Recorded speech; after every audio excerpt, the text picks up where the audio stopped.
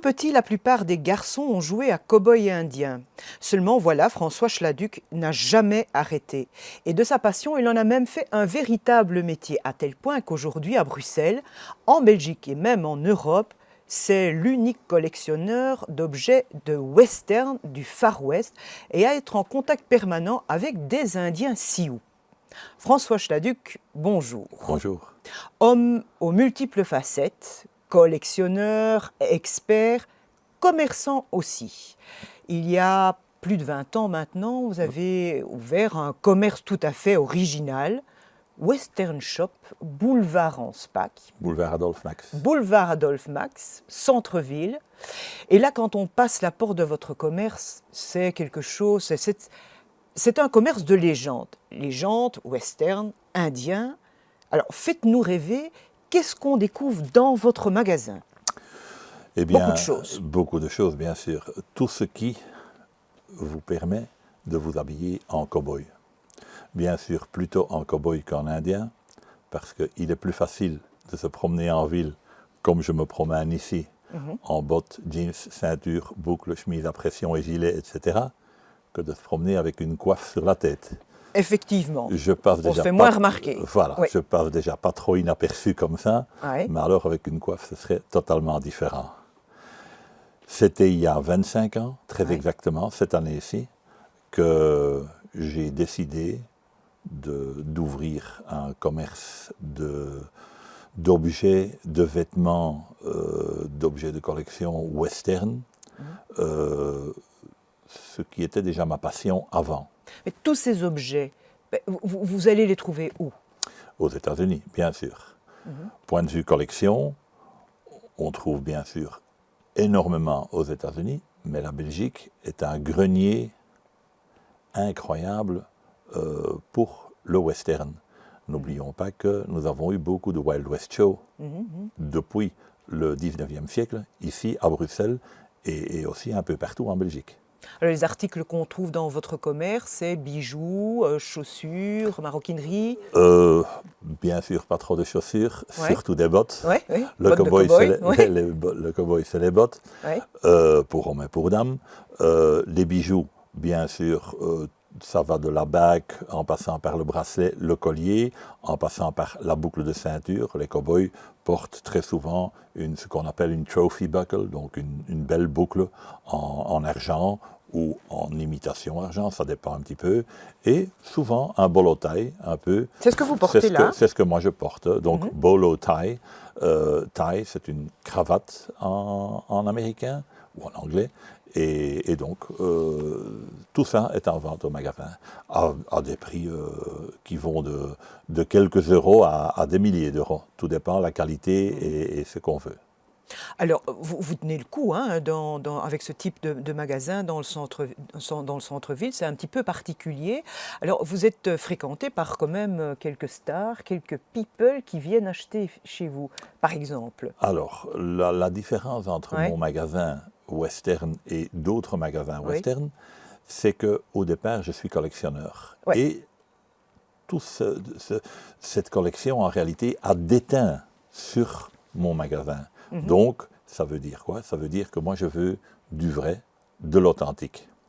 Alors, je vends, bien sûr, au magasin le jeans normal, comme d'autres magasins peuvent avoir, mais moi, j'ai des Américains en plus. Et vous avez des célébrités qui viennent chez vous? Si, c'est là qu'on en arrive. Donc, ces gens viennent chez moi, pourquoi? Parce que ailleurs, ils ne vont pas trouver, sauf aux États-Unis, bien sûr. Mais donc, les célébrités françaises, par exemple, je peux en citer toute une flopée, Hugo Frey, Michel Sardou, Dick Rivers, etc. Renaud, le chanteur Renaud, achète toutes ses bottes chez moi. Donc, tous ces gens passent parce qu'ils ont entendu parler de moi. Avec Internet, évidemment, c'est très facile maintenant. Et ces gens viennent acheter leurs bottes, viennent acheter des chemises, viennent acheter ce qu'ils ont besoin chez moi parce qu'ils n'ont pas toujours l'occasion d'aller aux États-Unis. Et bien sûr, c'est plus facile de s'approvisionner en Europe. Autres célébrités qui ne sont pas spécialement des clients, mais qui viennent voir ma collection, la plus grande célébrité, bien sûr, de Boss, Bruce Springsteen. Ah, Bruce Springsteen est passé rien que chez ça. moi. Rien que ça. Et il est venu acheter, lui. Il est venu voir ma collection, en réalité. Ah oui, ok. Robert Plant, Ouais. ex-Led Zeppelin. Donc, ce sont quand même deux Ouais, ça fait du deux beau monde, noms, ça. ouais. Oui, oui. Sans compter Ouais. des membres de la famille royale qui sont passés chez moi. J'ai eu Qui ça, la famille royale? alors j'ai le prince Ouais. Laurent qui est passé chez moi Ouais. et j'ai la princesse Astrid. Mhm. Alors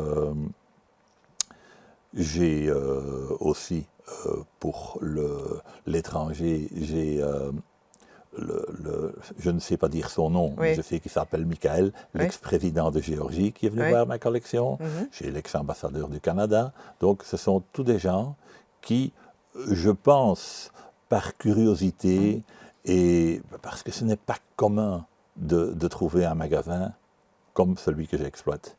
J'ai même souvent des Américains qui entrent dans le magasin en disant « Waouh !» Alors, ça, c'est votre magasin. Mais au-dessus de votre magasin, donc c'est là, une maison, une ancienne maison bruxelloise à étage, vous avez un musée. Alors ce musée, c'est extraordinaire parce qu'il y a des tas d'objets, en particulier d'Indiens. Alors vous avez commencé toute une collection parce que maintenant au niveau international, vous êtes quand même considéré comme l'expert, un expert donc du monde indien et du Far West et du Western.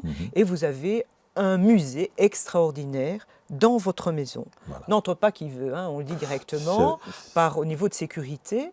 Comment vous avez démarré cette collection? Donc tout petit, vous avez déjà eu cet amour, cette passion en fait pour ce milieu-là. Vous avez démarré en achetant quelques armes, hein, c'est Voilà, ça? Ouais. c'est ça. Donc, étant tout petit dans les années 50, on jouait à cow-boy indien et c'était très simple, sortant d'une famille d'ouvriers.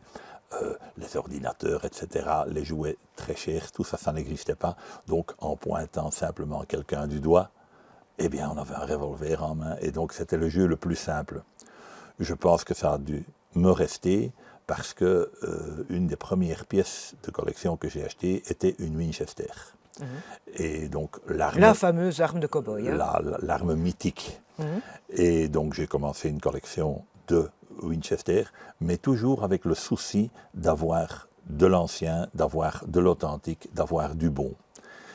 Et puis, quand on a une dizaine de Winchester qui pendent à son mur, il est très agréable d'ajouter à ça quelque chose. Donc, je me suis constitué un petit bureau de shérif, donc avec le fameux bureau en bois, avec un volet en S. C'était comme quand on voit dans les films, quoi. Exactement, c'était très anglais au départ, mais bon, les Américains ont adapté ça. Et donc, après ça, ce bureau, il est vide, le top de ce bureau est vide. Donc, un jour, on y met un petit bronze, une petite statuette en bronze, etc. Donc, ma collection a dévié un petit peu. J'ai commencé à acheter des objets et aller à la recherche d'objets qui représentaient l'Indien ou qui représentait le cow-boy, mais toujours avec le souci de l'authenticité. Donc, jamais acheter un petit Indien ou un petit cow-boy au GB ou au Bricot ou quoi que ce soit. Je voulais quelque chose d'authentique qui datait au moins du début des années 20 ou 30. Alors, deux moments importants quand même pour parler donc de votre collection, de votre musée. Vous allez mettre la main sur des objets très très importants qui va vraiment être le coup d'envoi en fait de votre musée. Vous avez des objets qui ont appartenu à Buffalo Bill. Hein. C'est ça. C'est unique, ça, il faut le dire. Qui ont appartenu au cirque de Buffalo Bill, donc au Wild West Show. C'est-à-dire que, comme je le disais ultérieurement, la Belgique est un grenier rempli d'objets anciens et de grande valeur. Donc, à savoir que Buffalo Bill est venu 2 fois en Belgique, une fois en 1891, une fois en 1906. Et c'était la mode, à l'époque, de laisser beaucoup d'objets ici, en échange de services rendus. Donc, il devait, bien sûr, parquer ses chevaux et son bétail quelque part. Des sortes de cirque, hein, c'est ça. Hein, donc, et en échange avec les fermiers ou avec les gens qui avaient des pâtures, il laissait une selle en gage, si on veut. Donc, beaucoup d'objets sont restés ici et j'ai dans ma collection, j'ai eu l'occasion d'acheter 2 selles qui ont appartenu au cirque de Buffalo Bill. Donc, pas à Buffalo Bill lui-même, mais qui ont appartenu au cirque. Par contre, de lui-même, j'ai de superbes photos qu'il a dédicacées lui-même à l'époque, en 1891, entre autres. Alors, toutes les coiffes que vous avez dans votre musée, donc les coiffes d'Indiens qui sont somptueuses, vous les avez trouvées où? Ça, c'est un peu plus tardif. Oui. Donc là, on arrive à l'exposition universelle de 1935. Donc, pour résumer, Buffalo Bill est un petit peu le papa des Wild West Show. Oui. Et beaucoup ont suivi. Il y a eu Pony Bill qui s'est associé à Buffalo Bill, qui est venu lui aussi à Anvers avec son Wild West Show. En 1910, à l'exposition universelle de Bruxelles, nous avons eu un Wild West Show. Buffalo Bill n'était pas là, mais c'était un Wild West Show inspiré de ce que Buffalo Bill faisait. En 1935, à la 2e exposition universelle de Bruxelles, nous avons de nouveau eu un Wild West Show. À cette exposition, il y avait un monsieur qui, comme moi, était amoureux des Indiens, qui était amoureux du Wild West, et qui a lié d'amitié avec eux, et qui leur a acheté plein d'objets, environ 150. En 2006, j'ai un antiquaire qui me téléphone, qui avait acheté toute cette collection, ne sachant pas très bien ce qu'il avait en main, n'y croyant pas trop, étant très focalisé sur le 19e siècle, etc. Bon, ils m'ont vendu ça pour un montant qui était dérisoire, élevé mais dérisoire quand même. Et donc moi je savais personnellement ce que j'achetais. Je savais que j'achetais des objets ayant appartenu à un Wild West Show. Lequel, je ne savais pas. De quelle période, je ne savais pas. Après quelques recherches, j'ai découvert une première photo. Une photo qui en réalité était une carte postale.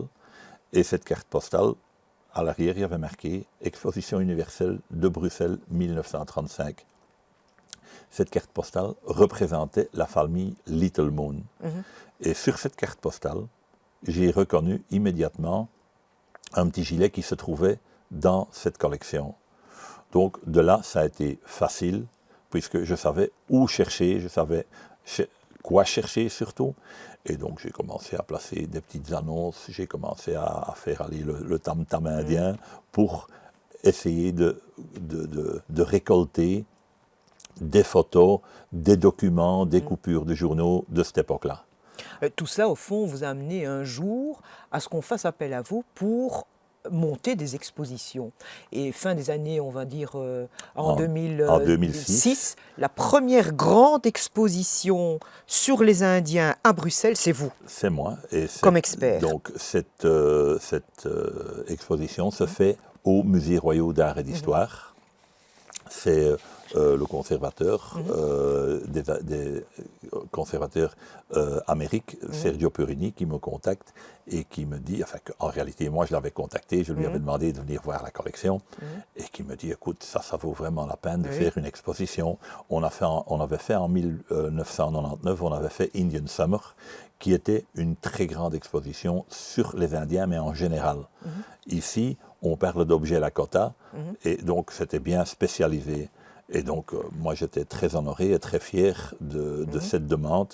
Et on a fait une exposition pendant 7 mois et demi. Alors, vous en avez fait aussi aux États-Unis C'est un petit peu... je veux dire que c'est quand même un peu cocasse qu'un Bruxellois expose des objets amérindiens aux États-Unis. Et il y en a même une qui a été...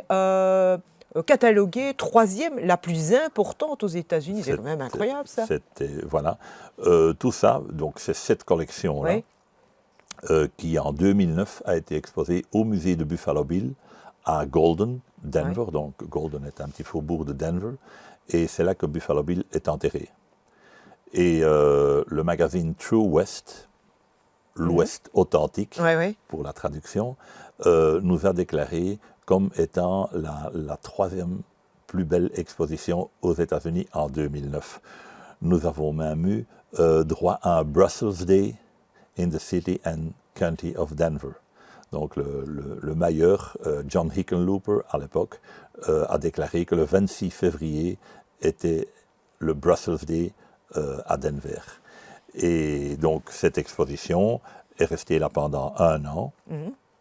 Et donc beaucoup de contacts ont été faits avec d'autres conservateurs de musées, avec d'autres collectionneurs, etc. etc. Et malheureusement, tous les objets n'ont pas pu être envoyés. Mais pourquoi au niveau sécurité, c'est pas possible? Toutes les coiffes d'Indiens sont restées ici. Et pourquoi?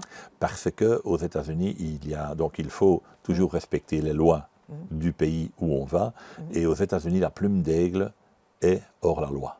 Donc la plume d'aigle, il est interdit de posséder des plumes d'aigle pour la sauvegarde de l'animal, bien sûr. Oui. Même si on peut prouver que ces plumes sont anciennes, etc. Chose que moi je peux faire, puisque j'ai 34 objets avec preuves photographiques. Et bien même comme ça ne passera pas. Vous avez visité une quarantaine d'États maintenant d'Amérique.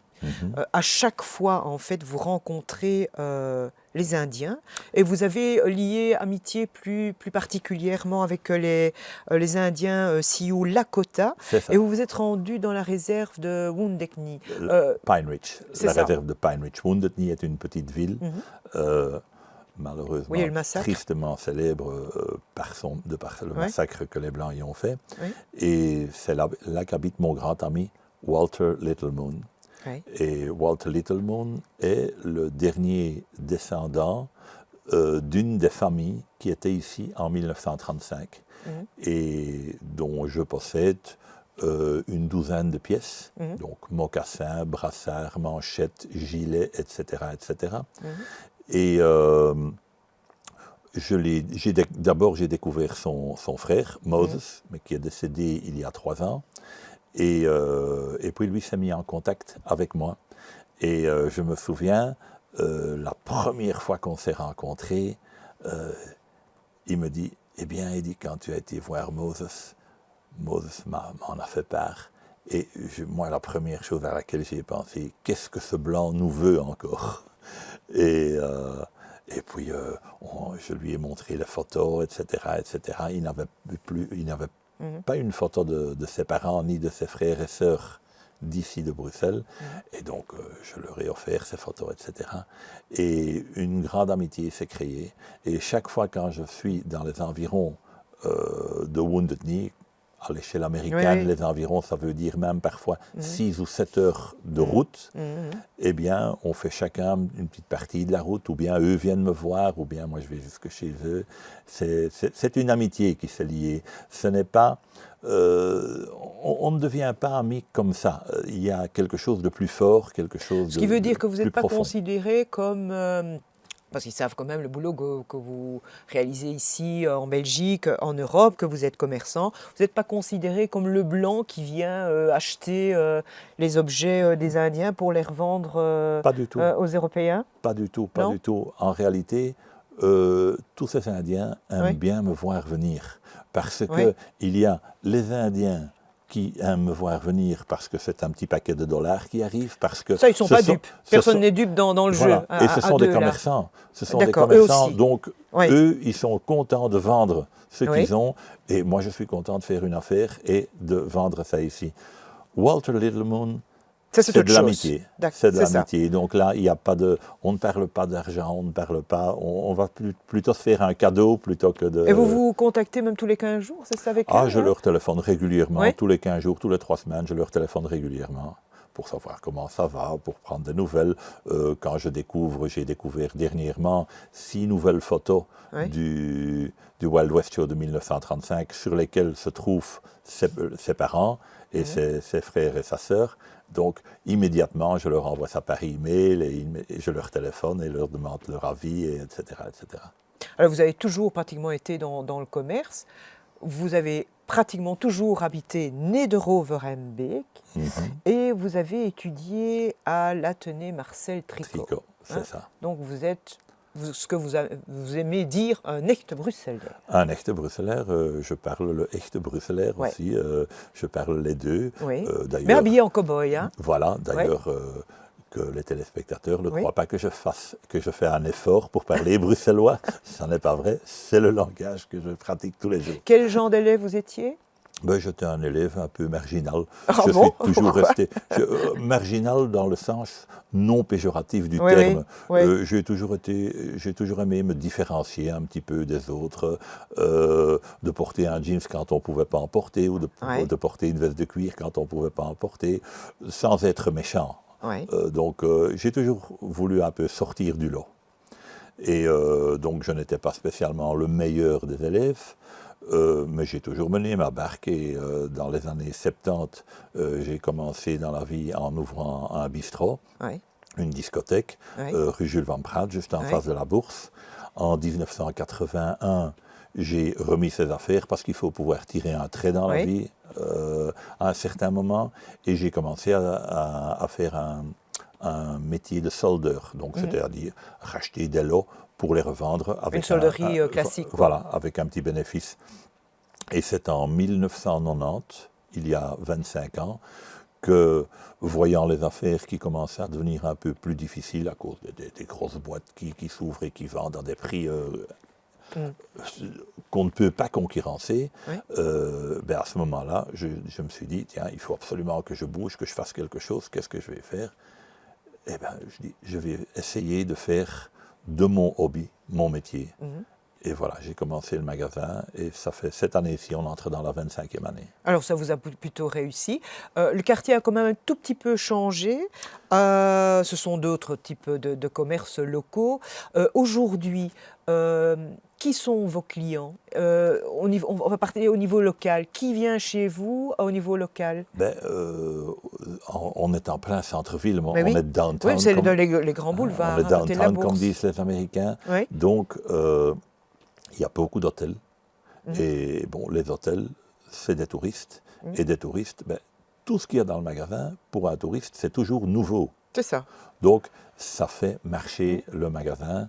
Nous avons des gens qui, comme moi, aiment bien s'habiller en western, on va dire.